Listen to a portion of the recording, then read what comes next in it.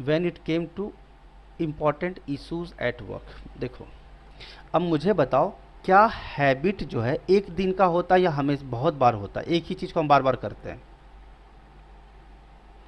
अच्छा, बार बार करते हैं बार सर बार पूरे बार दिन बार करते का। हैं। करते हैं। अगर हम कहते हैं पास द बक तो कोई दिक्कत नहीं था, लेकिन यहाँ हैबिट लिखा है, तो क्या हम वो उस काम को रिपीट करते हैं? वी यूज टू, मतलब that thing is repeated again and again, yes और नो?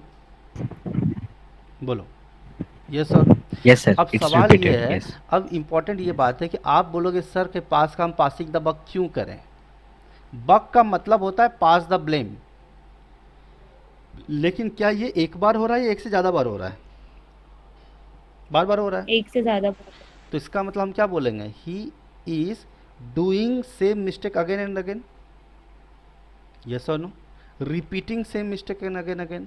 अगर रिपीटिंग है तो पास होगा या पासिंग होगा, बताओ? हैबिट ऑफ, जैसे एग्जांपल लेते हैं, जैसे कोई इंसान है, he has a habit of drink या ड्रिंकिंग, बोलो। He has a habit of drinking या स्मोकिंग, या हैबिट ऑफ स्मोक या smoking? Smoking. Habit of drinking, smoking sir. Habit of drinking या हैबिट ऑफ ड्रिंक? पहले क्लियर करो मुझे। Drinking. है। ड्रिंकिंग। जब रिवाज कहता है, अकॉर्डिंग टू ग्रामर कहो या कॉन्सेप्ट समझो या लॉजिकल सीक्वेंस से समझो, जब हम बोलते हैं, मैं तुम लोग को एक बात बता दूँ, एक ट्रिक बता देता हूँ। देखो, जब भी कोई सेंटेंस दे और आपके मन में दिमाग काम ना कर रहा हो, तो आप क्या करो, उसके पैरेलल एक सिंपल सेंटेंस सोचो। क्या सोचो? Simple sentence. क्या ये तुमने सुना है कि नहीं, he has a habit of smoking? क्या ये सेंटेंस आपने यस सर। सुना है कि नहीं सुना है? अरे भूल जाओ इस यस सेंटेंस सर। को, इसको बोलते हैं नरक में जाने दो इस सेंटेंस को। ये सीधा सीधा जाने बोलो, क्या ये सेंटेंस आपने ज़िंदगी में कभी सुना है कि नहीं सुना है? बोलो, सुना है ना? सुना है सर। अगर ये सेंटेंस सही है या गलत है, ये क्लियर करो मुझे। सही है सेंटेंस? सही है। अगर ये यस सर। सेंटेंस सही है तो हैबिट ऑफ के बाद कौन सा फॉर्म आता है? वर्ब प्लस आईएनजी का फॉर्म आता है। क्या ये बात भी समझा कि नहीं समझा, बोलो? अगर हाँ आप सर, समझा। चीज़ों चीज़ों को आप जस्टिफाई करोगे, तो ग्रामर भी इंसानों ने बनाया है। वो बात अलग है कि जो इंग्लिश मीडियम के स्कूल के स्टूडेंट होते हैं, एटीट्यूड में रहते हैं कि हमको इंग्लिश आती है, इंग्लिश आती है। अरे तुम देखो तो सही, जो तुम सीखे हो, क्या इसी से तो मैंने बनाया? स्मोकिंग करना, स्मोक कोई वर्ब है? नाउन है। लेकिन स्मोक करना क्या है? वर्ब हो गया। हैबिट। और एक्चुअल में क्या हो गया? जिरंड हो गया। और जिरंड किसको बोलते हैं? जिस वर्ब के साथ आईएनजी लग जाए। ठीक है, समझ में आ रहा है ना? आईएनजी लग जाए उसको हम जिरंड बोलते हैं। ठीक है, तो अब मुझे बताओ, जब हैबिट लिखा है तो हैबिट ऑफ पास तो कभी नहीं होता। हैबिट ऑफ ड्रिंकिंग होता है, हैबिट ऑफ स्मोकिंग होता है, हैबिट ऑफ सिंगिंग होता है, बहुत सारे हैबिट होते हैं, सब में आईएनजी लगा रहता है। तो यहाँ पे पास कैसे आएगा? कॉमन सेंस लगाओ जरा बाबू। बोलो, बात क्लियर है कि नहीं? अरे बोलो, क्लियर है कि नहीं? हाँ सर। तो हाँ इसी सर। चीज़ से आप पता लगा सकते हो, है ना, कि यहाँ पे पास की जगह पे क्या आना चाहिए? पास टू बकिंग होगा। अब ये बताओ, इन्फिनिटी फॉर्म के साथ, इन्फिनिटी फॉर्म किसको बोलते हैं? I am going to, I will go to, going to नहीं, आई विल गो टू। तो वर्ब का फर्स्ट फॉर्म प्लस टू लगाते तो इसको हम क्या बोलते हैं? इन्फिनिटी फॉर्म बोलते हैं। क्या बोलते हैं? लिखते चलना सब लोग, इन्फिनिटिव फॉर्म बोलते हैं। क्या बोलते हैं? मैंने आपको बताया था वर्ब के 5 फॉर्म होते हैं, ऑलरेडी वीडियोस भी डले हुए हैं। ठीक है, जैसे गो, वर्ब का फर्स्ट फॉर्म, वर्ब का सेकंड फॉर्म वेंट, वर्ब का थर्ड फॉर्म क्या होता है, बोलो जरा? गॉन। वर्ब का फोर्थ फॉर्म क्या होता है, बोलो? Gerund going. फॉर्म। हाँ, जिरंड फॉर्म बोलते हैं उसको, गोइंग। मैंने बता भी रखा है, लेकिन जो लोग नए हैं कोई बात नहीं, गोइंग। और वर्ब का फिफ्थ फॉर्म क्या होता है? To go. इसमें क्या होता है, वर्ब का फर्स्ट फॉर्म में हम आईएनजी को जोड़ते हैं, और वर्ब के फिफ्थ फॉर्म में क्या करते हैं? टू के साथ हम वर्ब का फर्स्ट फॉर्म को लगाते हैं। अब मुझे बताओ, क्या ऐसा संभव है कि वर्ब के फर्स्ट फॉर्म के साथ आईएनजी भी लग जाए और भी और टू भी लग जाए? क्या ऐसा कभी होता है कि वर्ब के फर्स्ट फॉर्म, ये वर्ब का फर्स्ट फॉर्म है ना, पास। अब इसका मैं बोलूँगा वर्ब का फॉर्म बनाओ, तो अब क्या बोलोगे? पास। वर्ब का सेकेंड फॉर्म पास्ट, और फिर पास्ट, फिर क्या, पासिंग, फिर क्या, टू पास। लेकिन क्या मुझे ये बताओ, क्या ये दोनों कभी साथ में आ सकते हैं कि वर्ब का फर्स्ट फॉर्म भी आ जाए, आईएनजी फॉर्म भी आ जाए? क्या ये संभव है?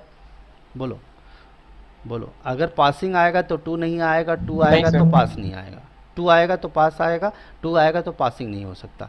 यानी एक बात और समझ में आया कि अगर पास टू लिखा है तो आगे वो जीरंड फॉर्म कैसे लगेगा? तो पास टू बक होना चाहिए था। लेकिन वैसे तो ये गलत ही है, लेकिन फिर भी ग्रामर के हिसाब से देखेंगे, पास टू बकिंग नहीं हो सकता। बात क्लियर है कि नहीं? बोलो ये सोनू। Yes sir. ठीक है। अब लिखा है पासिंग बक। अब मुझे बताओ, पासिंग बक और पासिंग द बक, मुझे बताओ ब्लेम, ब्लेम जो है, समझना, मुझे बताओ ये जो ब्लेम है, क्या इसको आप काउंट कर सकते हो? क्या ये काउंटेबल है, अनकाउंटेबल है? पहले ये बताओ। अनकाउंटेबल। अब ये बताओ काउंटेबल है या अनकाउंटेबल है? ये एक्चुअल में एक वर्ब है। क्या है ये? ही ब्लेम्ड मी, उसने मुझे ब्लेम किया, तो ये वर्ब है, यस और नो? अरे बोलो ना, वर्ब है ना? ब्लेम, ही ब्लेम्ड मी, हाँ सर। तो ये वर्ब है, यस और नो? ब्लेम करना क्या है? वर्ब है। नाउन को छोड़ो, वर्ब, वर्ब के पॉइंट ऑफ व्यू से समझो। अब मुझे बताओ यहाँ पर क्या लिखा हुआ है? बक। अब मुझे बताओ, क्या ब्लेम एक यूनिक वर्ड है या सेम वर्ड बहुत जगह यूज किया जा सकता है? यूनिक वर्ड है, द आर्टिकल लगेगा। क्या लगेगा? द आर्टिकल लगेगा। द किसको बताता है? यूनिक टर्म को बताता है। किसको बताता है? यूनिक। समझ में आ रहा है कि नहीं यार? अब मुझे बताओ, बक एक पॉजिटिव वर्ड है या निगेटिव वर्ड है? अरे बोलो, ब्लेम करना पॉजिटिव होता है या निगेटिव है वर्ड? पहले ये क्लियर करो। नेगेटिव। निगेटिव है। नेगेटिव। तो मुझे बताओ, क्या ये न्यूट्रल वर्ड तो है नहीं कि पॉजिटिव में भी लगा दो, निगेटिव में भी लगा दो? ये यूनिक भी है और निगेटिव भी है। तो ये 100% सेंटेंस किस जगह पे यूज हो सकता है? जो सेंटेंस क्या है? निगेटिव है। क्या है? निगेटिव है। अब चूंकि सिर्फ निगेटिव सेंटेंस में यूज किया जा सकता है, इसलिए आर्टिकल द लगाते हैं। आर्टिकल द क्यों लगाते हैं? आर्टिकल द, जैसे मैं बोलता हूँ the Indian ocean, the Indian ocean, और फिर मैं बोल रहा हूँ द इंडिया। मुझे बताओ कौन सा सेंटेंस, कौन सा वर्ड सही है? बोलो बोलो। The Indian ocean. The Indian ocean. और क्या इंडिया के आगे द लगाना चाहिए मुझे? अब तुम बोलोगे सर मुझे समझ में नहीं आ रहा। देखो मैं बताता हूँ क्यों। क्या एक इंडियन ओशियन इस धरती पे है कि और भी एशियन है, ओशियन हैं, समुंदर हैं, पैसिफिक ओशियन, बहुत सारे हैं, लेकिन इंडियन हाँ एक सर। यूनिक है, इसी उसमें से एक यूनिक है, इसलिए हमने द लगाया।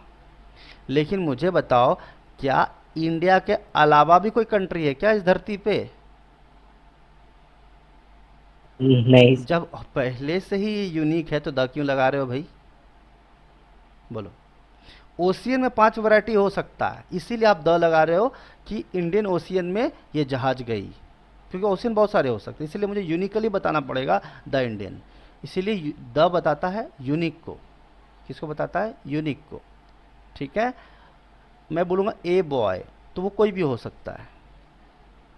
तो ये सब हम देखेंगे आर्टिकल में, डेफिनेट आर्टिकल, इनडेफिनेट आर्टिकल, ये तो बात समझ रहे हो। लेकिन मुझे होता, जब द इंडिया अपने आप में यूनिक है तो आगे द लगाने की क्या ज़रूरत है? बात समझ में आ रहा है नहीं आ रहा है? तो हम क्या बोलते हैं? In India, in the India नहीं बोलते। समझ में आ रहा है बात? लेकिन कुछ कंट्री ऐसे होते हैं जैसे यूनाइटेड स्टेट्स ऑफ अमेरिका, उसके हम द लगाते हैं। क्यों? क्योंकि वो क्या है? फेडरल स्टेट्स है। जैसे इंडिया में क्या है? एक इंडिया है, उसके अंदर क्या है? यूनियन ऑफ स्टेट्स है। और वहाँ पे क्या है? कुछ जगह क्या बोलते हैं उसको, सरकार की चलती है, कुछ जगह सरकार की नहीं चलती। तो इसीलिए हम वहाँ पे क्या लगाते हैं? द लगाते हैं, the United states of America. तो कुछ लोग प्रेसिडेंट की बात मानते हैं, कुछ स्टेट वाले प्रेसिडेंट की बात वहाँ पे गवर्नमेंट की लॉज फॉलो नहीं होते हैं। क्या ये बात समझ में आ रहा है नहीं आ रहा है बोलो। ठीक है। यस सर, समझ में क्या देश में हमारे देश में कोई ऐसा है जो मोदी जी की बात ना सुने। मोदी जी बोलेंगे कल से 2000 का नोट बंद, तो जम्मू कश्मीर वाला बोलेगा हम नहीं मानते। ऐसा होगा? होगा क्या? नो। ऐसा नहीं होगा ना, सबको मानना पड़ेगा। लेकिन कुछ जगह पे ऐसे हैं जहाँ पे क्या है, नहीं चलता गवर्नमेंट का। ठीक है। हालांकि इंडिया में भी है, वो ट्राइबल एरियाज़ हैं या फिर आदि वो क्या बोलते हैं उसको, नक्सलवादी लोग हैं, बट वो सब हम कंसिडर नहीं करते। चलिए, तो यहाँ पे पासिंग द बक समझ में आया। Pass buck, habit of pass buck, sentence सही है बोलो। नहीं है? नहीं सर। ठीक है। चलिए, मैंने आपको क्लियर कर दिया कि हैबिट ऑफ के बाद पासिंग ही आना चाहिए। तो पासिंग यहाँ है तो ये हो सकता था, लेकिन ब्लेम यूनिक होता है इसलिए द लगाना पड़ेगा। पास बक नहीं हो सकता, सिर्फ पास नहीं हो सकता, तो सिर्फ क्या होगा, पासिंग द बक। बात क्लियर है सबको बोलो। तो इसको समझने के लिए सबसे इंपॉर्टेंट क्या हमने सीखा बताओ जल्दी से। व्हाट डिड वी एनालाइज्ड कि जिस टाइप का आपको सेंटेंस दिया जाए उसी जैसा सेंटेंस आपको क्या करना है, एक सिंपल सेंटेंस मन में सोचना है। मेरी बात समझ रहे हो? एकदम ट्रिक बता रहा हूँ। ठीक है, मेरी बात समझ रहे हो कि नहीं समझ रहे हो? वैसा ही सेंटेंस आपको मन में सोचना है। वो सेंटेंस को फिर ओरिजिनल सेंटेंस से मैच कराना है। मैच कराते समय अगर आपको गिवन सेंटेंस जो दिया हुआ है, जो क्वेश्चन में दिया है, उसमें कुछ हेरा फेरी लगे तो आप क्या करोगे, उसको ठीक कर लोगे। बात क्लियर है? यस और नो? ठीक है। इतनी इंग्लिश तो आती होगी आप लोगों को कि बेसिक लाइन सोच सकते हो। यस और नो? जैसे मैंने अभी आप लोगों को बताया एकदम बच्चों की तरह। यस। ठीक है। चलो अगला। अब कहा गया है, एक सेंटेंस है, in the sentence provide different ways of writing a sentence are indicated. Choose the best way of writing the sentence that is grammatically correct. Sentence को लिखने के अलग अलग तरीके लिखे गए हैं आपको, और आपको बताना है कि कौन सा तरीका बेस्ट है।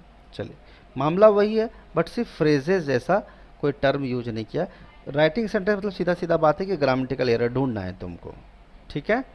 अब कौन से वाले पार्ट में ढूंढना है, रैक से शुरू करना है, ब्रेन तक जाना है। यानी आपको सिर्फ इस वाले पार्ट में एरर ढूंढना है। जो लोग एप्टीट्यूड बैच में आते हैं उनको तो कुछ भी इस पूरे लाइन में एरर ढूंढने के लिए कहा जाता है। तुम लोग इतने किस्मत वाले हो एमबीए वाले कि तुमको सिर्फ बोल रहा है किस में एरर ढूंढने के लिए, इस वाले पार्ट में। बात क्लियर है कि नहीं बोलो। यस। ठीक है ना? Yes sir. समझ में आ रहा है बात? कोई दिक्कत तो नहीं है? ठीक है ना? बोलो, कोई प्रॉब्लम है तो बताओ। No sir. ठीक है, चलो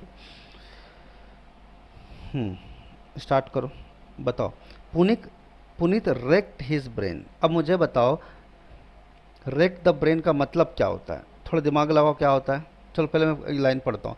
rect his brain and try to find an answer to a tricky question given in the paper but could not find one. उसने अपना दिमाग लगाया, दिमाग घुमाया, बोलते हैं ना, दिमाग लगाया, दिमाग घुमाया, सोचा समझा, बहुत कुछ किया। एक ट्रिकी क्वेश्चन उसको दिया गया था, लेकिन वो उस सवाल का जवाब नहीं ढूंढ पाया। कुड नॉट फाइंड वन मतलब कोई भी एक भी सॉल्यूशन उसको नहीं मिला। ठीक है। अगर आप देखना चाहते हो तो मैं दिखा देता हूँ। रेक्ट हिज ब्रेन, यस और नो? देखना है कि नहीं देखना है बोलो जल्दी से। वैसे तो मैंने आप लोगों हाँ को सर। थिंक वेरी नहीं सर। हाँ देखो, रेक्ट हिज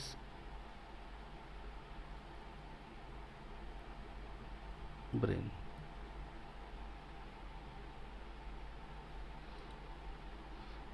चलिए स्टार्ट करते हैं।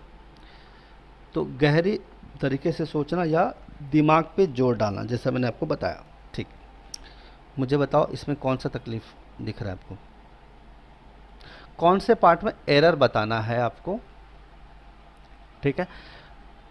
अलग अलग लिखने का तरीका है। Best way to writing the sentence that is grammatically correct. तो बताओ कौन सा पार्ट सही लग रहा है आपको? सर बी सही लग रहा है। कौन सा? देखो, सर बी।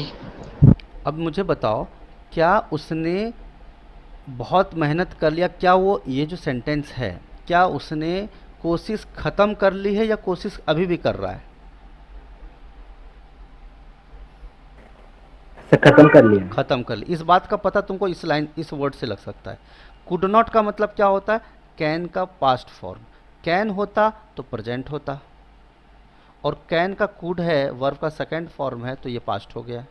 बोलो, या हम सीधा सीधा वर्ब का सेकंड फॉर्म बोल सकते हैं। यानी सीधी सीधी बात, आगे का लाइन ही समझा दिया मुझे कि ये लाइन जो है वर्ब का सेकंड फॉर्म है।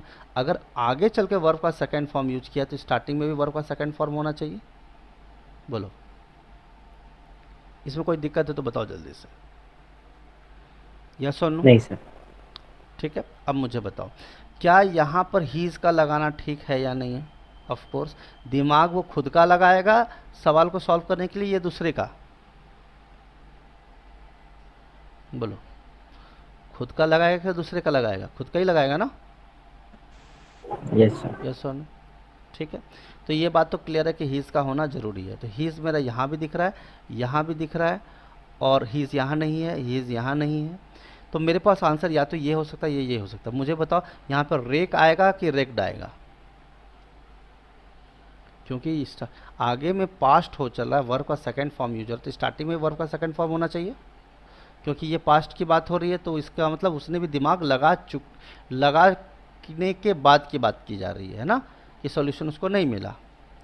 तो वर्ब का सेकंड फॉर्म ही रहेगा कि वर्ब का फर्स्ट फॉर्म आएगा, रेक आएगा? बताओ, रेक आएगा कि रेक वर्ब का सेकंड फॉर्म आएगा? बोलो, सेकंड फॉर्म आएगा रेग। सेकंड आएगा form, sir, rack. Second form आएगा ना, इसमें कोई दिक्कत वाली बात तो नहीं होगी आपको, है ना?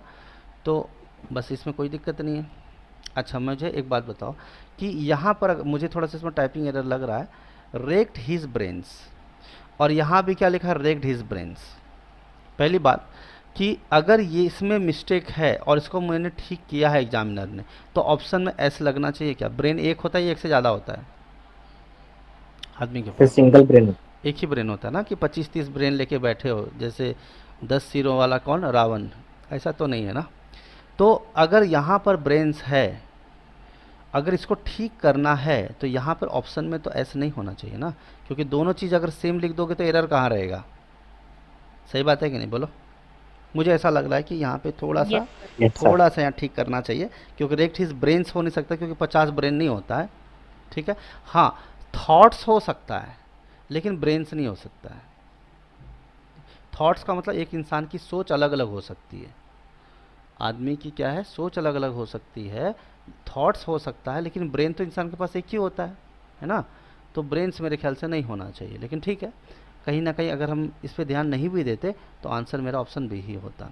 क्लियर है सबको? ठीक है, किसी प्रॉब्लम को सोचने के, सॉल्व करने के लिए लंबा प्रयत्न करना पड़ता है। ठीक है, आई होप सब लोग को क्लियर होगा, कोई दिक्कत नहीं है। यस और नो? ठीक है, वेट फॉर 30 सेकेंड्स, देखता हूँ मैं आगे इंग्लिश का क्या नो पोजीशन। सर।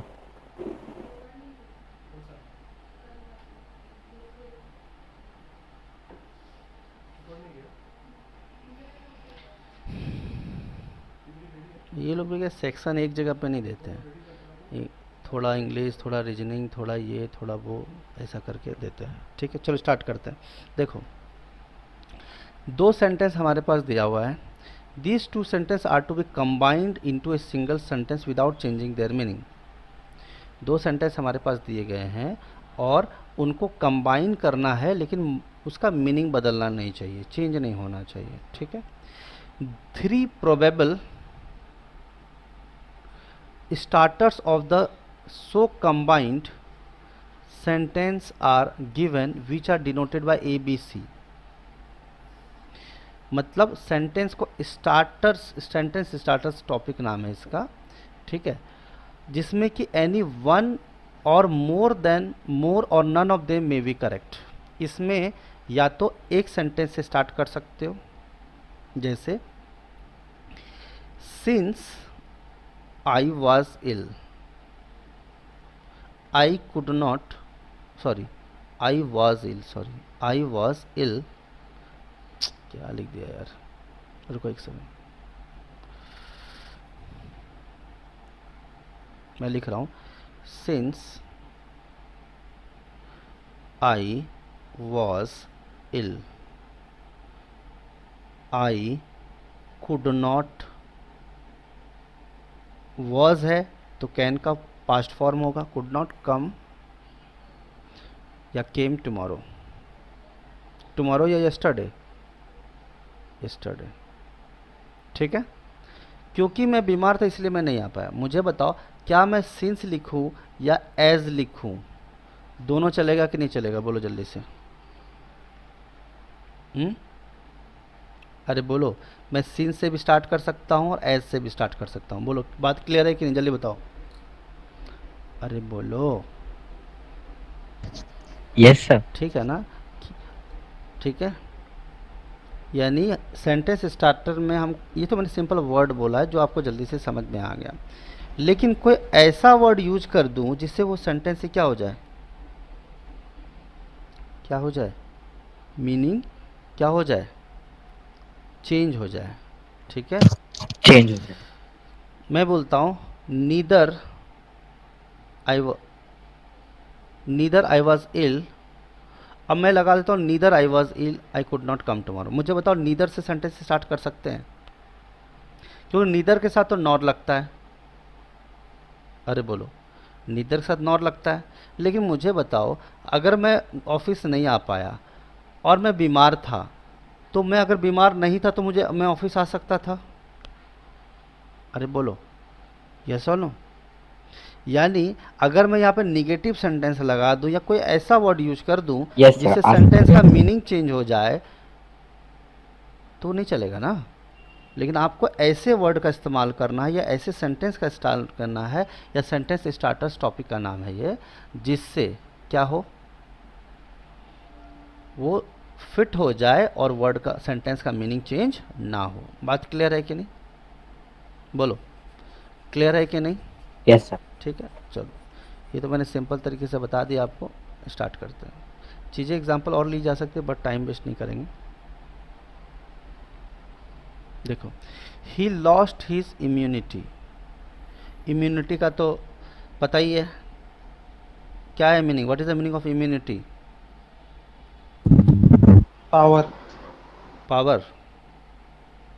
हाँ भाई, इम्यूनिटी का मतलब क्या होता है, internal strength, strength. Internal strength, body का स्ट्रेंथ। अभी तो अरे तुम लोग वो ले रहे हो ना, क्या बोलते हैं उसको, वैक्सीन। तो वैक्सीन का काम क्या है, इम्यूनिटी को बढ़ाना, यस और नो। वैक्सीन का मतलब क्या है, यस सर। इम्यूनिटी को बढ़ाना, प्रोटेक्ट करना, बॉडी को गार्ड करना, है ना, क्लियर है ना। चलो, तो ही लॉस्ट हिज इम्यूनिटी, यानी उसने अब वो क्या हो गया, कुछ लोग का शरीर कितना बीमार पड़ जाते हैं ना, वो इतने कमज़ोर हो जाते हैं कि बेड पर से नहीं उठ पाते, होता है कभी कभी, है ना। तो इम्यूनिटी खो देना, कुछ लोग ऐसे तो बहुत बीमार भी हैं, फीवर 104 है बट फिर भी अपना सारा काम कर पा रहे हैं, खाना अच्छे से खा पा रहे हैं, नहा भी लेते हैं, कपड़ा भी पहन लेते हैं, सब कुछ कर लेते हैं। मेरी बात समझ रहे हो कि नहीं समझ रहे हो, बोलो। कुछ लोग को आपने सुना होगा, अरे यार इसको तो 104 बुखार है, इसका सर फटा जा रहा है, चक्कर आ रहा है, बट फिर भी वो काम कर लेता अपना जो खुद के काम है, कपड़ा चेंज करना ऐसे लेके कुछ भी हो। लेकिन कुछ लोग कैसे होते हैं, मतलब 104 बुखार है, बेड पर से नहीं उठ पा रहे, तुम बताओ क्या है दोनों में फ़र्क, समझ में आता है फ़र्क क्या है दोनों में। यस एक सर। एक ने अपना इम्यूनिटी खो दिया है, मतलब उसके पास इतनी भी ताकत नहीं है कि वो खड़ा भी हो सके।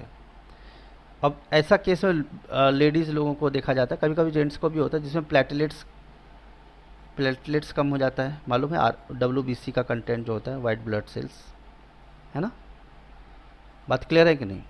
तो WBC का जो कंटेंट होता है, रेड ब्लड सेल्स और वाइट ब्लड सेल्स का जो कॉम्बिनेशन, जो बोलते हैं ना 1.5 लाख के ऊपर होना चाहिए, कम से कम 2 लाख से ऊपर। तो प्लेटलेट्स कमज़ोर हो जाने की वजह से क्या होता है, वीकनेस हो जाती है और लोग चल नहीं पाते, चक्कर आता है ना। और कुछ लोग क्या होते हैं कि उसका इम्यूनिटी तो हो गया है 1.5 लाख से कम, 1,75,000 हो गया, बट फिर भी सामने वाला क्या है, अपने सारे काम कर पा रहा है, खाना भी खा पा रहा है, अपना नहाना धोना जो भी काम है वो कर पा रहा है। इसका मतलब क्या है, टेक्निकली वो वीक है but physically he is not weak. समझ में आ रहा है कि नहीं आ रहा है। चलो, तो he has lost his immunity, उसने अपना इम्यूनिटी खो दिया है, ठीक है, therefore he is vulnerable to any disease. अगर कोई आदमी कमज़ोर हो जाए अंदर से तो क्या उसको कोई भी बीमारी हो सकती है कि नहीं हो सकती है, बोलो। अगर कोई आदमी बीमार पड़ जाए तो क्या वो कोई भी बीमारी उसको पकड़ सकता है कि नहीं पकड़ सकता, ये बताओ पहले।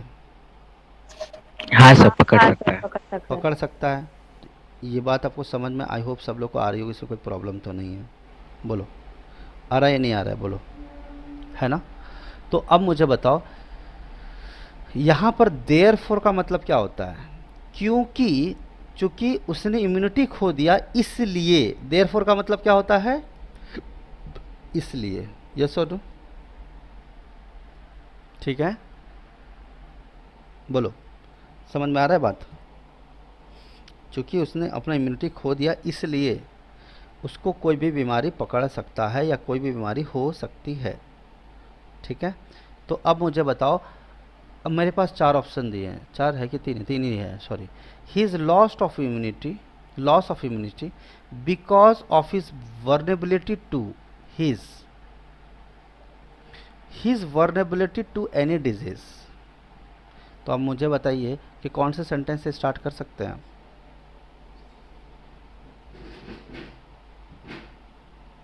सोचो जरा, बोलो। इस बोलो, इसके ऑप्शंस बता सर दे। ए से। रुको, मैं इसके ऑप्शंस बता देता हूँ। इसके ऑप्शंस हैं ओनली ए, क्योंकि मैं आपको दिखा देता हूँ यहाँ पे, थोड़ा मुझे लग रहा है ये कंटेंट बनाने में इनको दिक्कत आ गई थी। तो एक्चुअल जो पेपर है आप लोगों का, मैं ओपन कर देता हूँ, इससे क्लियर नहीं होगा आपको।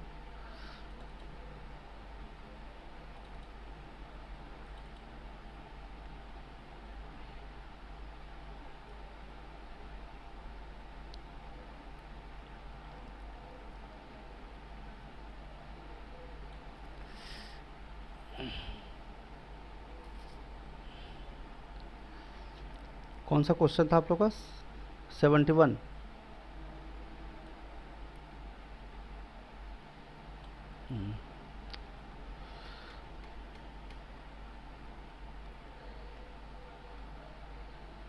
देखो, इस तरह से ऑप्शन दिया हुआ है, only A, only B, only C, only A and C, only A and B. चलो यहाँ पे देखो, he has lost his immunity therefore is vulnerable to any disease. बोलो, क्या हम हिज लॉस ऑफ इम्यूनिटी से स्टार्ट कर सकते हैं, बोलो। हिज लॉस ऑफ इम्यूनिटी या he has loss his immunity, क्या दोनों का एक ही मीनिंग है या नहीं है, बताओ, बोलो। यस। लिख सकते हैं, मीनिंग सेम है कि नहीं है, बताओ। अच्छा, नेक्स्ट आगे कह रहा है because of his vulnerability to his. अब मुझे बताओ कि क्या पहले उसको डिजीज हुआ था या पहले उसने इम्यूनिटी खोया था, पहले ये क्लियर करो मुझे। सर इम्यूनिटी पहले खोया था और उसका। उसको बीमार होने का कारण इम्यूनिटी है या डिजीज है, वो जो बीमार होगा वो कोई बीमारी था, कॉलेरा जैसा बीमारी था, ट्यूबरकुलोसिस जैसा बीमारी था, या इम्यूनिटी की वजह से उसको बीमारी हो सकती है, बताओ। क्या वल्नरेबिलिटी जो है वो इम्यूनिटी से रिलेटेड है, क्या अगर मैं किसी के कांटेक्ट में आ जाऊँ, मान लो जैसे मैं बहुत फिजिकली फिट इंसान हूँ, ठीक है, और मैं क्या बोलते हैं उसको, एक कोरोना पॉजिटिव को इंसान के कांटेक्ट में आता हूँ और फिर भी मुझे कुछ नहीं होता, इसका मतलब पता है क्या है। चलो कोरोना पॉजिटिव की बात छोड़ो, एक ऐसा इंसान जो बहुत कमज़ोर है, अगर मैं उसके कांटेक्ट में आता हूँ तो क्या मैं भी कमज़ोर हो जाऊँगा, बोलो, ऐसा होगा, बोलो, होगा, बोलो। कोई आदमी बहुत बीमार है, उसके कांटेक्ट में मैं आता हूँ तो क्या मैं भी बीमार पड़ जाऊँगा, बोलो, ऐसा होगा क्या, बोलो, नहीं होगा। ठीक है, तो सोचो ज़रा, बताओ। हेलो,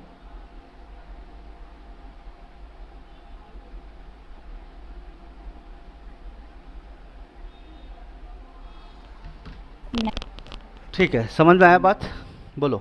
तो because of his vulnerability to his क्या, टू हीज डिजीज होना चाहिए था, लेकिन टू हीज के बाद क्या लिखा है यहाँ पे, इम्यूनिटी। लेकिन वर्नेबिलिटी इम्यूनिटी से रिलेटेड है क्या? What is the meaning of vulnerability, ये बताओ पहले, what is the meaning of vulnerability? बोलो बोलो, वर्नेबिलिटी का मतलब क्या होता है? बोलो, इसका मतलब क्या होता है? कोई आदमी वीक है या फिर किसी के कांटेक्ट में आता है, या कोई फिर फिजिकली या इमोशनली क्या होता है, कमज़ोर होता है। यस और नो? चलो मैं दिखा देता हूँ आपको। वैसे तो आप पढ़ते नहीं हो, ठीक है। चलो, तो व्यू because of vulnerable to his immunity, his के बाद यहाँ पे इम्यूनिटी लिखा है, तो क्या हम ऐसा सेंटेंस लिख सकते हैं? क्या इम्यूनिटी के हम कांटेक्ट में आते हैं किसी के, वल्नरेबल डिजीज़ है, नहीं है, यस और नो? चलो, तो ये सेंटेंस सही होगा या गलत होगा? गलत हो जाएगा, यस और नो? चलो, his vulnerability to any disease, क्या लिखा है? His vulnerability to any disease, ठीक है, इज ड्यू टू, लिख सकते हैं, due to his loss of, या लॉस ऑफ इम्यूनिटी, लिख सकते हैं कि नहीं लिख सकते हैं? बोलो जल्दी से, अरे बोलो, लिख सकते हैं कि नहीं लिख सकते हैं कि इम्यूनिटी के लॉस के वजह से उसको कोई भी बीमारी हो सकती है? बोलो, हाँ जी, अरे बोलो, क्लियर है कि नहीं? अरे बोलो, इज ड्यू टू भी बोल सकते हैं या कैन बी,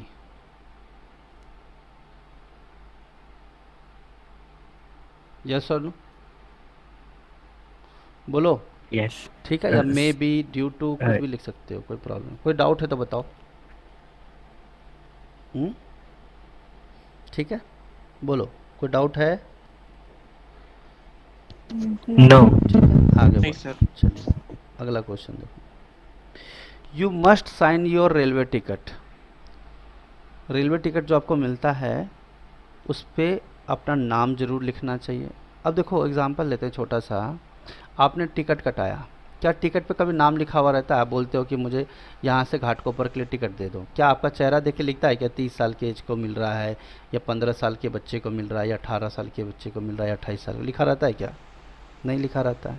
नो। और मान लो आप ट्रेन पे No, चढ़ sir. रहे हो, गलती से आपके हाथ से गिर गया वो, ठीक है, और आगे चल के टीसी ने पकड़ लिया आपको, सपोज कि भाई सर मेरे हाथ में था, गिर गया सर कहीं, और इमेजिन करो कि आपको अरेस्ट कर लिया गया, हालांकि ऐसा होता नहीं है, लेकिन सपोज आपको अरेस्ट कर लिया, या फिर आपको बोला कि ठीक है आपको चालान भरना पड़ेगा, आपके पास पैसे नहीं है, तो बाद में अगर वो किसी टीसी को मिल जाता है या टिकट के बंदे को मिल जाता है, उसमें नाम लिखा हुआ है, आपने नाम लिख दिया, सब कुछ लिख दिया, अब वो टिकट कोई दूसरे को दिखाएगा, अगर लड़का का टिकट गिरा है तो लड़की दिखा सकती है क्या?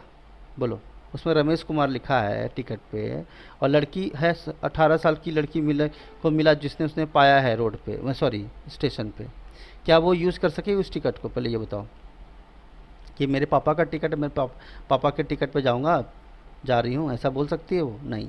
दूसरी बात कि अगर रमेश को आगे चल करके अरेस्ट कर लिया गया है या फिर रोक दिया गया है, और बाद में ये चीज़ बात आगे बढ़ती है कि सर मैं थाने से चढ़ी थी या अंधेरी से चढ़ी थी, मेरा चढ़ा था, मैं गिर गया सर, मैं क्या करूँ?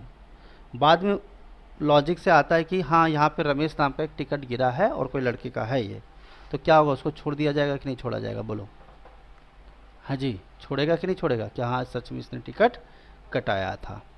यस और नो? बोलो, हाँ जी, यस और नो? और नहीं तो अगर नहीं करते हो ऐसा तो क्या होगा, वो टिकट कोई दूसरा भी यूज कर सकता है, ये एक संभावना है। हालांकि आजकल ऐसा कोई करते नहीं है, कोई ऐसा करता नहीं है, लेकिन फिर भी आपका टिकट मिसयूज हो सकता है कि नहीं हो सकता है? कोई दूसरा यूज कर सकता है कि नहीं कर सकता है? हालांकि ऐसा कोई ज़रूरी नहीं कि सेम आदमी का कर सकता है। डेस्टिनेशन ज़रूरी नहीं कि आपको थाने से घाटकोपर जाना और किसी दूसरे आदमी को मिल गया तो टिकट कटाने जा रहा और गलती से उसको थाने टू घाटकोपर नहीं भी जाना था तो भी चला जाएगा वो। होता है ना कि चलो भाई उधर जा रहे हैं तो कुछ खरीदना था या कुछ भी था तो चले जाएंगे, मतलब अगर ज़्यादा का टिकट है तो। हालांकि इतनी छोटा टिकट पे काम नहीं होता है, बड़े टिकट की बात कर रहा हूँ, ठीक है। तो सिंपल बात है, ये तो मैंने आपको स्टोरी सुना दिया। You must sign your railway ticket, write your name and age on it, it becomes valid only after that. जब तक आप नाम, एज और अपना नाम नहीं लिखोगे, सिग्नेचर नहीं करोगे, तब तक आपका टिकट वैलिड नहीं होगा। यही है मीनिंग।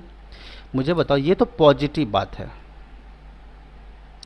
पॉजिटिव बात यह है कि आप नाम लिखोगे, साइन करोगे और एज लिखोगे तो वैलिड होगा। अगर मैं नहीं लिखूँ तो, अगर नहीं भी लूँ तो इसका उल्टा मीनिंग क्या निकल कर आ रहा है, बताओ जल्दी से। What is the reverse meaning? कि नहीं लिखोगे तो इनवैलिड होगा। क्या ये बात समझ में आ रहा है कि नहीं आ रहा है? बोलो जल्दी से, अरे बोलो। और नहीं लिखेंगे तो इनवैलिड होगा कि नहीं होगा? बोलो जल्दी से, ठीक है ना? हाँ सर। नहीं लिखेंगे तो इनवैलिड होगा। ये सुन, चलो दिख तो रहा ही है, कोई प्रॉब्लम नहीं है। बोलो चलो। To make your railway ticket valid, the railway authorities should sign. मुझे बताओ, यहाँ पे कस्टमर को साइन करने के लिए बोला जा रहा है या रेलवे अथॉरिटी को साइन करने बोला जा रहा है? ये बताओ। कस्टमर को बोला। तो यहाँ पर ये पहला सेंटेंस क्या बोला? The railways authorities should sign. क्या ये बात सही है? थोड़ा मीनिंग भी लगाओ, थोड़ा कॉमन सेंस भी लगाओ। सही बात है कि नहीं? बोलो। सामने वाला यू मस्ट साइन, तो यू का मतलब क्या? आप क्या रेलवे अथॉरिटी हो? बोलो। सिग्नेचर, एज और वो सब। सिग्नेचर क्या तुम्हारा टीसी करता है क्या? नहीं ना, ठीक है। चलिए, without validating your railway ticket you can not. You can not का मतलब आगे क्या हो सकता है? यू कैन नॉट ट्रेवल, ये हो सकता है। हाँ, यस और नो? अरे yes. Without validating your railway ticket you can not क्या ट्रैवल। लेकिन क्या ये सेंटेंस कहीं भी इसमें लिखा है you can not travel? Travel जैसा वर्ड यूज़ किया है कहीं पे? बोलो। ये तो हमने खुद से बोल दिया ट्रैवल वर्ड, क्या इन्होंने बोला क्या कुछ ऐसा? बोलो, अरे बोलो ना। यू कैन नॉट क्या ट्रैवल, यही हो सकता है यू कि कैन एक travel. You can not travel, यही हुआ मीनिंग। हाँ। यस और नो? विदाउट वैलिडिटी, ये बात सच है। लेकिन हमें सिर्फ टिकट को वैलिड बनाना है या ट्रैवल नॉट ट्रैवल की लाइन लिखी गई है इस सेंटेंस में कहीं पे? क्या यहाँ पे कहीं लिखा है कि हम ट्रैवल कर सकते हैं, नहीं कर सकते हैं, जा सकते हैं, नहीं जा सकते हैं? कुछ ऐसा टर्म तो यूज़ किया ही नहीं है। तो अपने मन से तुम कोई वर्ड सेंटेंस जोड़ नहीं सकते हैं। बोलो, क्लियर है कि नहीं? हमें सिर्फ एक ही काम करना है, क्या? सिग्नेचर करना है, नाम करना है, नाम लिखना है और साइन करना है। तो मुझे बताओ, यू कैन नॉट ट्रैवल जैसा वर्ड आ भी सकता है, आ सकता था, लेकिन हमें क्या पता कि ट्रैवल ही वर्ड वहाँ पे यूज़ होगा। ठीक है कि नहीं? बात क्लियर है कि नहीं? अब देखो एक बात और, हम ये कर सकते थे, यहाँ पे लिखा रहता without signing your railway ticket you can not validate your जो भी है टिकट, जो भी है। ये चल सकता था, मानते हो कि नहीं बात को? बोलो यस और नो? यस। लेकिन वो वैलिडेट वर्ड पहले ही यूज कर दिया उसने। हम बिना साइन किए, बिना नाम लिखे, बिना एज लिखे हम ट्रैवल नहीं कर सकते, ये बात ठीक है, या वैलिडेट नहीं कर सकते, ये बात ठीक है। लेकिन without validating your ticket you can not क्या ट्रैवल। समझ रहे हो मेरी बात? तो ये तो हम खुद से तो नहीं बता सकते ना। तो आपको बहुत सावधान रहना पड़ेगा सेंटेंस या वर्ड का क्या करने में, सिलेक्शन करने में, ये चूज़ करने में। ठीक है, आगे चलते हैं। Next, to validate your railway ticket you must. सीधा सीधा बात है, ये तो यूज़ कर सकते हैं। यू मस्ट क्या? Sign your railway ticket, write your name and age on it. ये हम यहाँ के बाद यहाँ का लाइट यूज़ कर सकते हैं कि नहीं? बोलो। Yes sir. एकदम सीधा सीधा मामला, इसमें कोई आगे पीछे सोचने की जरूरत ही नहीं है। पहला वाला इसलिए गलती हो गया क्योंकि और रेलवे अथॉरिटी को साइन नहीं करना है, करना हमें है। दूसरे वाले को हम कह नहीं सकते क्योंकि यू कैन नॉट ट्रैवल जैसा टर्म यूज नहीं किया। और तीसरा सीधा सीधा बात है कि वैलिडेट करने के लिए क्या करना है, यू मस्ट। सूट भी रहता तो शायद गलत हो जाता, लेकिन चलो अगर सूट होता भी तो चल जाता, तो लेकिन हमें कहा है must sign your railway ticket. ठीक है, अब जैसे हम एग्जांपल लेते हैं, to become topper in school you must study for 8 hours every day, या you should study for 8 hours every day. बताओ, या 6 आवर्स या 4 आवर्स, कुछ भी, कि पता चला सीधा एक दिन पढ़े, 1 घंटा पढ़े और टॉप कर गए, ऐसा हो जाएगा? बोलो। शुड का मतलब होता है सजेशन देना कि भाई you should learn English, you should learn French. अगर तुम बाहर कंट्री में जा रहे हो तो कम से कम 5 इंटरनेशनल लेसन्स आने चाहिए। I know 7 international languages.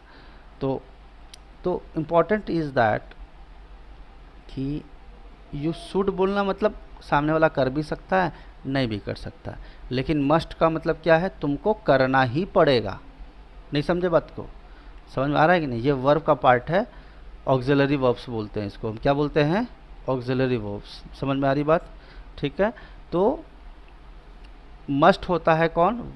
Compulsion के लिए। शुड क्या होता है? कंपल्सन नहीं है, एक सजेशन की तरह होता है, एडवाइस की तरह। ठीक है, you should go to market now, you must go to market now.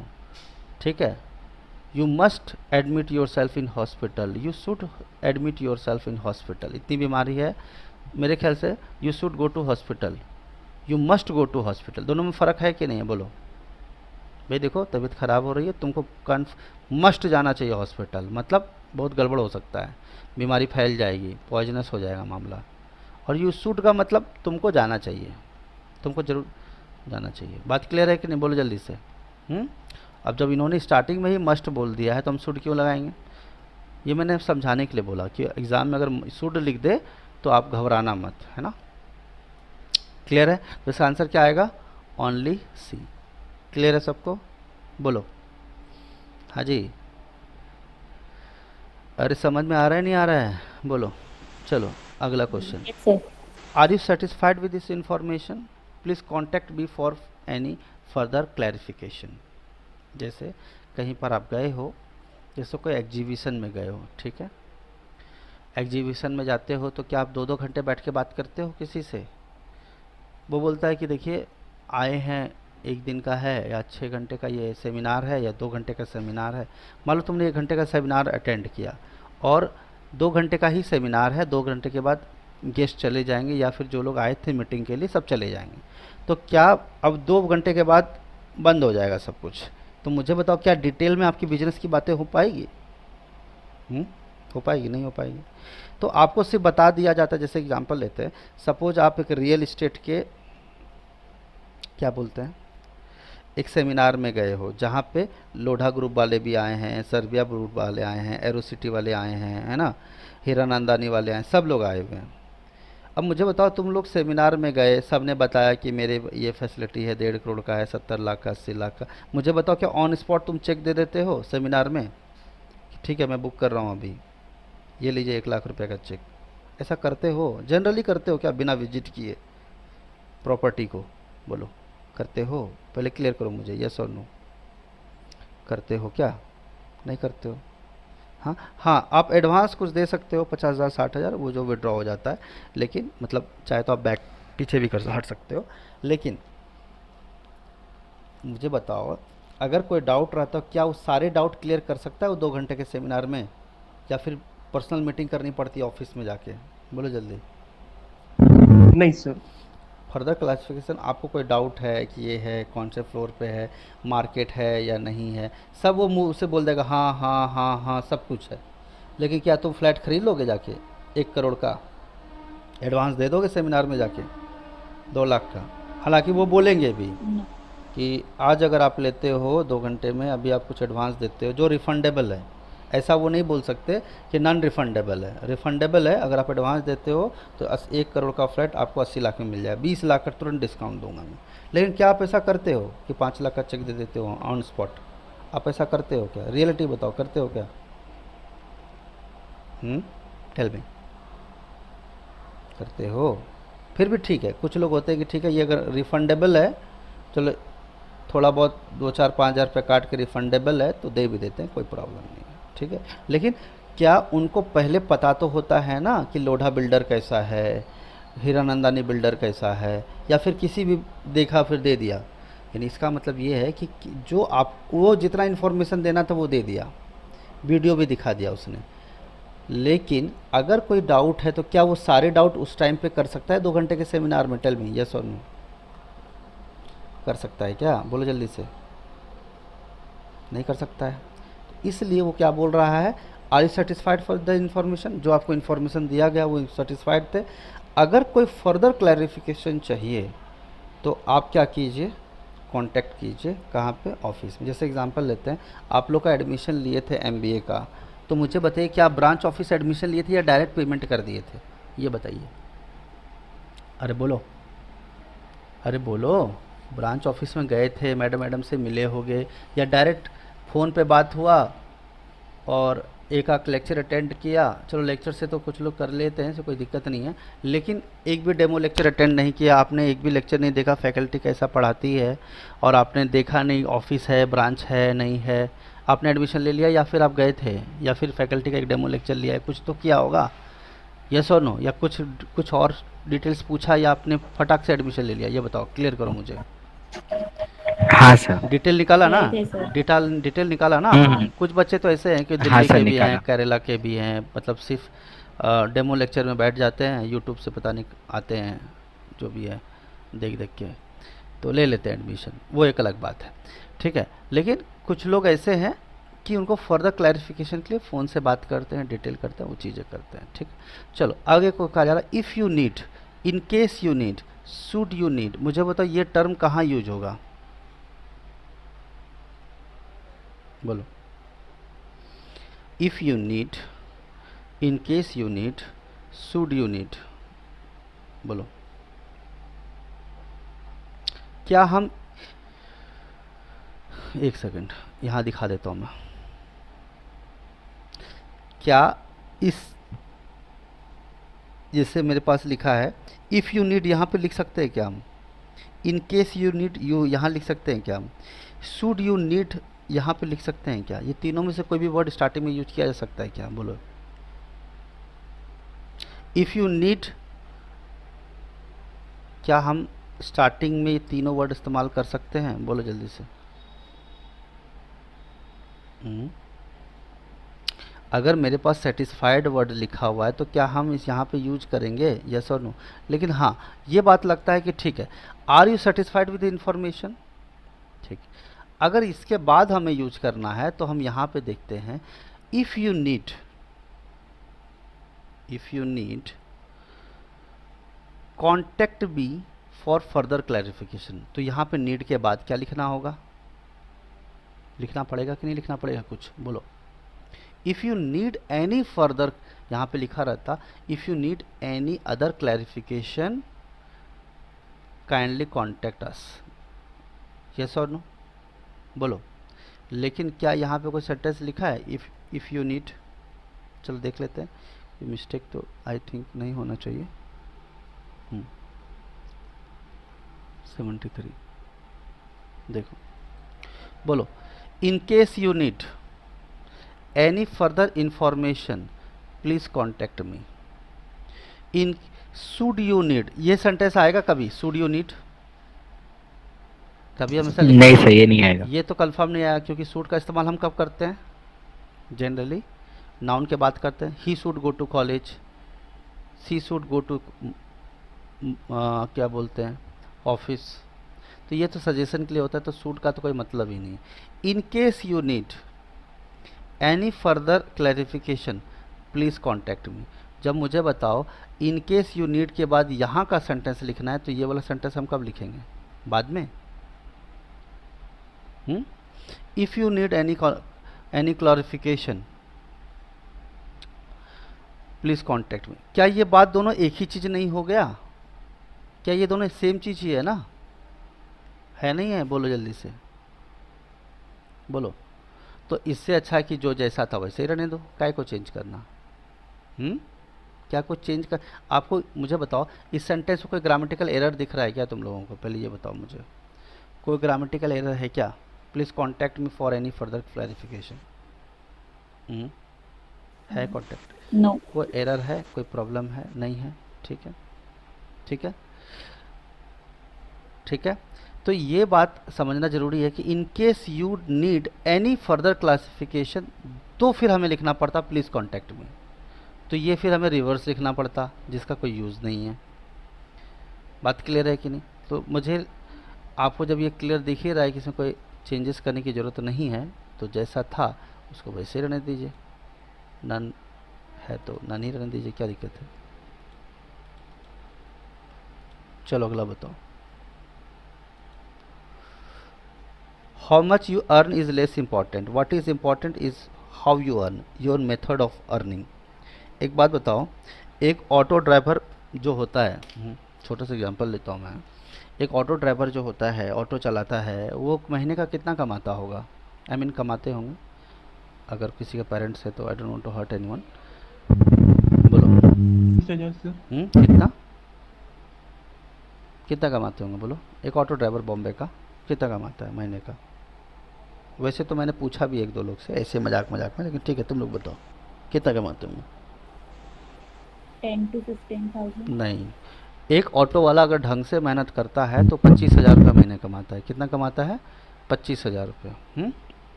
ठीक है, बोलिए। लेकिन यही एक अच्छी खासी लड़की हो या लड़का हो, मेल हो फीमेल हो, वो भी कोई जगह पे जॉब करता है तो 20 से 25,000 रुपया कमाता है कुछ लोग। तो मुझे बताओ, क्या दोनों के मेथड ऑफ अर्निंग में डिफरेंस है या नहीं है? हाँ है ना? आप अच्छे कपड़े पहनते हो, ड्रेसिंग सेंस।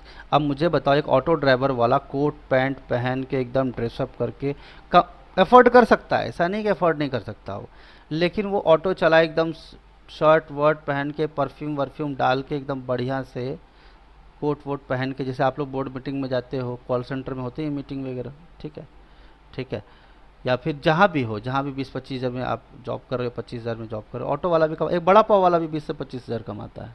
इसमें कोई खराबी वाली बात नहीं है। एम आई राइट और नॉट? टेल मी, है ना? इसमें खराबी तो नहीं है, ठीक है, नहीं अगर सर, खुद नहीं का है। धंधा कर रहा है, खुद का बिजनेस कर रहा है तो। लेकिन वो कोट पैंट पहन के एकदम परफ्यूम वर्फ्यूम डाल के बढ़िया हेयर स्टाइल स्पाइकी बना के एकदम बड़ा पाव दे, तो आपको अजीब नहीं लगेगा वो? हालांकि इसमें कुछ गलत नहीं है। हाँ। इंडिया में गलत लग सकता है, बाहर में तो खैर चलता है इतना, इसमें कोई खराबी नहीं है। इंडिया में शायद अजीब लगेगा, अरे ये इतना सज धज की क्यों है, शादी में है या एनिवर्सरी है क्या उसका, ऐसा लग सकता है। लेकिन वो डेली डेली सब ऑटो वाले कोट पैंट पहन के एकदम ड्रेस करके ऑटो चलाएं, तो will be it make sense? Do, I don't think so it will make sense. But अब आप बोर्ड मीटिंग में हवाई चप्पल पहन के चले जाओ, टी शर्ट पहन के चले जाओ, या फिर नॉर्मल जैसा घर पे पहन के आप घर पे रहते हो, तो विल इट मेक सेंस और नॉट कि यार ये कैसा कपड़ा पहन के आए हो तुम? बोलो, अरे बोलो, ये सुनो, सही बात है। आप प्रेजेंटेशन दे रहे हो तो हाफ पैंट पहन के तो नहीं दे सकते, कि दे सकते हो? हालांकि फॉरेन में तो ये भी चलता है थोड़ा बहुत, लेकिन ठीक है, ऐसा होता है क्या टेक्निकली? बताइए, विल इट मेक सेंस? नहीं। तो वही कहा जा रहा है कि आप कितना कमाते हैं ये इम्पोर्टेंट नहीं है, ज़्यादा इम्पोर्टेंट नहीं है। इम्पोर्टेंट ये है कि आप किस तरीके से कमाते हो, योर मेथड ऑफ अर्निंग। अब मुझे बताओ, एक बड़ा पाव वाला या फिर एक ऑटो ड्राइवर जिसके 5 ऑटो हैं, तो महीने के वो अगर मालिक है तो महीने का वो लाख रुपए भी कमा सकता है? यस और नो? टेल मी, कमा सकता होगा? यस और नो? अरे बोलो, यस और नो? और आप बैंक में पीओ के पोस्ट पे हो, आपको 70,000 कमाते हो आप। बताओ किसकी इज्जत ज़्यादा है? एक ऑटो वाला जिसके 5 ऑटो चल रहे हैं, इज्जत मार्केट में किसका है? रिस्पेक्ट किसको ज़्यादा मिलेगा? सोशल रिस्पेक्ट किसको ज़्यादा मिलेगा? बोलो बोलो, एक ऑफिसर को मिलेगा? यस और नो? अरे बोलो, यस और नो? सर। ठीक है, तो अब मैंने हाँ इतनी सर। स्टोरी बता दी, अब इतना मैं बोलूँगा नहीं, लास्ट क्वेश्चन है ये। देखो, how you earn is as important, how much you earn is as important, how you earn is not as important.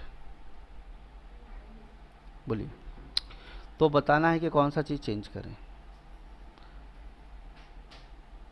अब देखो, एज इम्पॉर्टेंट हम तब लगाते हैं जब हम कंपैरिजन करते हैं। जैसे he is as smart as Ram, Rahul is as smart as Shyam. तो क्या यहाँ पे हमारा कंपेयर हो रहा है किसी से? क्या हम कंपेयर कर रहे हैं किसी से पहले सेंटेंस में? बताइए। एज का इस्तेमाल कब होता है? He is as smart as his brother. जितना, मान लो मैथ में एग्जांपल लेता हूँ, मैथ में मुझे भी 100 आया था, मेरे बड़े वाले भैया को भी 100 आया, और उससे बड़े वाले भैया उनको भी 100 आया, तो मुझे बताओ तीनों में, इस भाई में से कौन इंटेलिजेंट है? मैथमेटिक्स से बात करते हैं, दूसरे सब्जेक्ट को छोड़ो, बताओ कौन है इंटेलिजेंट? कोई सबसे सबसे कोई ज़्यादा इंटेलिजेंट है क्या मैथ में, या कोई कम इंटेलिजेंट है क्या? बोलो। नहीं। यानी जितना नहीं स्मार्ट सर, मैं कोई हूँ कम या मैं जितना इंटेलिजेंट नहीं। इंटेलिजेंट हूँ, उतना ही मेरे भाई हैं, मेरी उतनी बहन है, वो सेम हो गया। तो एज इज इंपॉर्टेंट का इस्तेमाल आप तभी करते हो जब आप कंपैरिजन हो। क्या इस सेंटेंस में कहीं कंपैरिजन हो रहा है किसी का? अर्निंग का हो रहा है, लेकिन क्या अर्निंग का मेथड बताया गया है क्या? नहीं बताया गया है। लिखा रहता है एक बिजनेसमैन, एक सर्विसमैन, तो समझ में आता है बात। कंपैरिजन तो हो नहीं रहा। यानी जहाँ जहाँ as important as important as important लिखा है, ये सारे कॉम्पैरेटिव डिग्री के हैं। ये कॉन्स्टेंट किसका है? एडजेक्टिव का है। यानी आप कॉम्पैरेटिव डिग्री लगाए, लेकिन कंपैरेटिव डिग्री हमें लगाना ही नहीं है, क्योंकि यहाँ पे कंपैरिजन हुआ ही नहीं है किसी के साथ। ये सिर्फ बता रहे हैं मेथड ऑफ अर्निंग, लेकिन उसका नाम नहीं बताया कि वो जॉब कॉल सेंटर का है, वो जॉब ऑफिसर का है, वो एक बिजनेसमैन का है। क्या यहाँ पे कोई कंपैरिजन हुआ है? नहीं हुआ है। यानी इसका मतलब लेस इम्पॉर्टेंट अगर लिखा है तो जैसा था वैसा ही रहेगा, कोई भी चेंजेस करने की ज़रूरत नहीं है। बोलो, क्लियर है सबको? यस और नो? ठीक है, अरे बोलो यस और नो? ठीक है, अरे बोलो। ओके, क्लियर है सबको? हाँ। ठीक है, तो अभी हाँ हम सर। आज के लिए इतना ही रखते हैं हम लोग, बाकी का नेक्स्ट लेक्चर में देखेंगे। ठीक है, चलो बाय। Bye sir. बाय।